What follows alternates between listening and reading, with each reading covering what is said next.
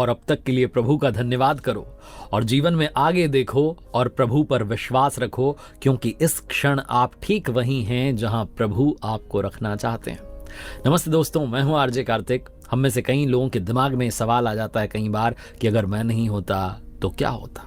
हनुमान जी के मन में भी ये प्रश्न, ये शंका आ गई कि मैं ना होता तो क्या होता। हनुमान जी जब लंका में आग लगाने के बाद जब वापस आए और आकर के प्रभु श्री राम के पास पूरा वर्णन बता रहे थे, उनको बता रहे थे कि क्या क्या हुआ, तो उन्होंने कहा कि मैं गया था लंका माता सीता जी से मिलने के लिए। मुझे तो पता ही नहीं था कि ये सब कुछ हो जाएगा, लंका में मैं आग लगा दूंगा, मुझे कुछ पता नहीं था। मैं लंका में पहुंचा तो माता सीता को जो है ढूंढ रहा था कि कहाँ मिलेंगे। मैं थक हार चुका था, तब मुझे वहां पर एक संत के दर्शन हुए। अब तक तो मैं सोचता था कि भारत में ही जो है संत मिलते हैं, मुझे लंका में संत के दर्शन हुए। और मैं तो सोचता था लंका निशिचर निकर निवासा, यहाँ कहाँ सज्जन कर वासा। लेकिन वहां संत विभीषण ने दर्शन दिए और मुझे उपाय बताया कि अशोक वाटिका में आपको जाना है, कैसे पहुंचना है वो सब बता दिया। तब प्रभु मुझे भरोसा हुआ कि आपकी प्रशंसा करने वाले, भक्ति करने वाले विश्व भर में और संत जन विश्व भर में मिल जाएंगे। प्रभु जब मैं अशोक वाटिका में पहुंचा और वृक्ष पर बैठ करके प्रतीक्षा कर रहा था कि किस तरीके से संवाद करूंगा, क्या बताऊंगा माता सीता को, कैसे भेंट होगी, कैसे आपका संदेश पहुंचाऊंगा, तभी वहां पर रावण ने प्रवेश किया। रावण अपनी तलवार लेकर के आया और बड़ा क्रोध में था। रावण वो तलवार जो था वो लेकर के माता सीता की तरफ दौड़ा।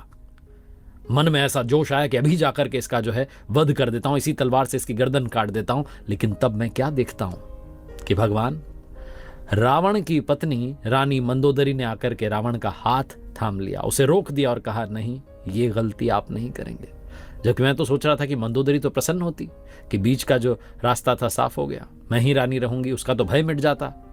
लेकिन मंदोदरी ने रावण का हाथ थाम लिया, कहा, नहीं, आप ऐसा नहीं कर सकते।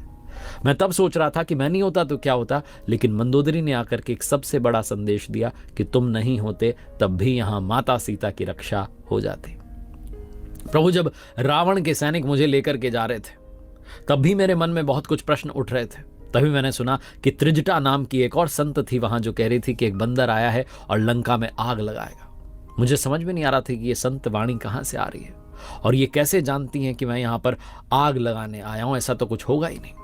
लेकिन जब रावण के सैनिक मुझे लेकर के गए रावण की सभा में और वहां पर मुझे बांधा जाने लगा, तो मैंने खुद को छोड़ दिया। मैंने कहा, नहीं, अब कुछ नहीं करना, मैंने करके सब देख लिया, अब जो है बंद करके देख लेता हूं। मुझे बांध दिया गया।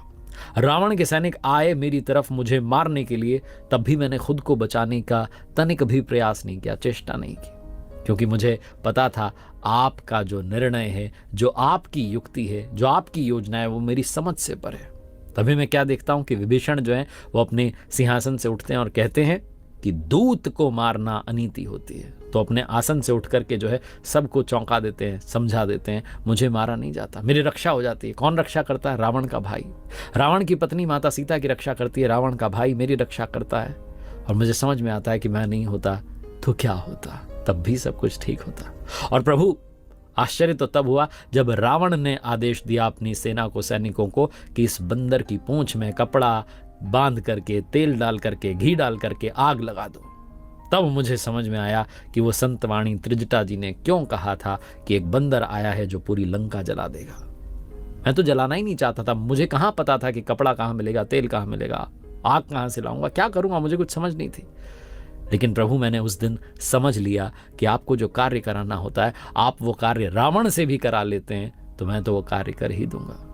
बहुत छोटी सी कथा है, बहुत छोटा सा रामायण का प्रसंग है, जो आंखें खोल देता है और बताता है कि कई लोग जो सोचने लगते हैं कि मैं नहीं होता तो क्या होता, मैं ना होता तो पता नहीं क्या हो जाता। आप नहीं होंगे तब भी सब कुछ ठीक रहेगा, आप हैं तब भी सब कुछ ठीक रहेगा, क्योंकि हम सब निमित्त मात्र हैं। प्रभु ने हम सबको अपने अपने किरदार में भेजा है, इसीलिए ज्यादा सोचना बंद कीजिए। एक बार फिर से वही बात, प्रभु की भक्ति के साथ, ऊपर वाले के आशीर्वाद के साथ